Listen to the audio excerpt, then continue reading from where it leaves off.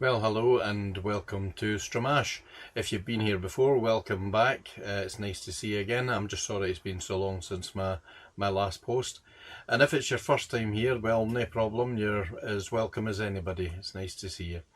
For the benefit of those here for the first time, this is a brand new channel where I plan to share some of my caravan projects and adventures. If you do find something interesting, please consider subscribing and supporting the channel. Talking of projects, I've not really done very much since my last post, mostly down to work commitments and this soffy weather we've been having up here in Scotland. In fact, the only practical thing I've done was to fit some LED light strips and add a wee bit of atmosphere to the van in the evenings. And to be honest, it was that simple task that I didn't even consider doing a vlog for it. But if you've got any questions, fire away and I'll be happy to get back to you on it. I think I mentioned previously that the new solar panel had arrived and I was ready to get started in that project. Well, the panel did arrive, only it was minus bits and bobs like cables and connectors, and there was a dirty great footprint right in the middle of the panel. It may have still worked, but I wasn't taking the chance. It was too expensive, so that's been sent back, and a slight delay in that project obviously. In other news, my boss is still hounding me to take some of my holiday entitlement, so I had another sneaky weekend away with the van. I stayed local again this time in the Scottish borders at a place called Lilliard's Edge Holiday Park and Golf Course. It's a hell of a name, I know, but well worth a visit, as I'll show you. The site itself is mainly static and chalets, but they have set aside an area next to the golf course specifically for tourers. There are a total of 38 hard-standing, fully serviced pitches, and I think I paid £30 for the night, which included a 16-amp hookup, which was pretty good.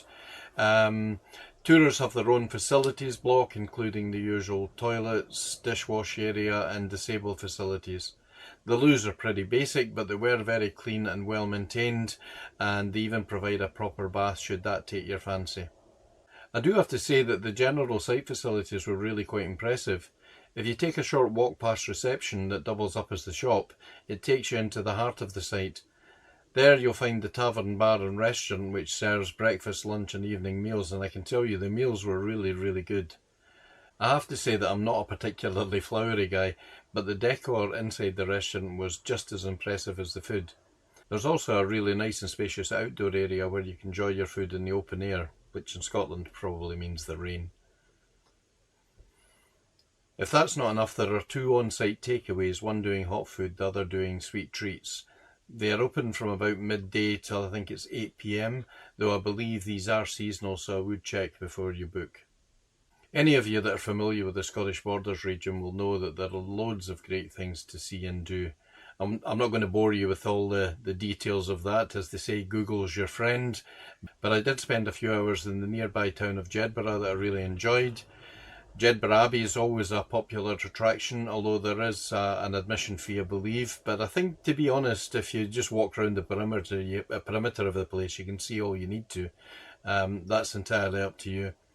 There's also a 16th century Mary Queen of Scots home. Now, I've got to make a point here that almost every town and village I go into in Scotland has a Mary Queen of Scots house, simply because she stayed there for a few days.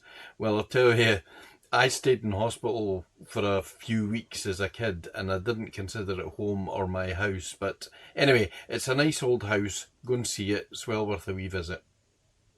Like I say, it's a short one for this week, so that's really it for just now. I hope I've no bored the drawers off you, but please consider coming back. I promise I will eventually make a start on the projects. In fact, why not subscribe and encourage me to keep this going? It doesn't cost you anything. Catch you soon. Cheers.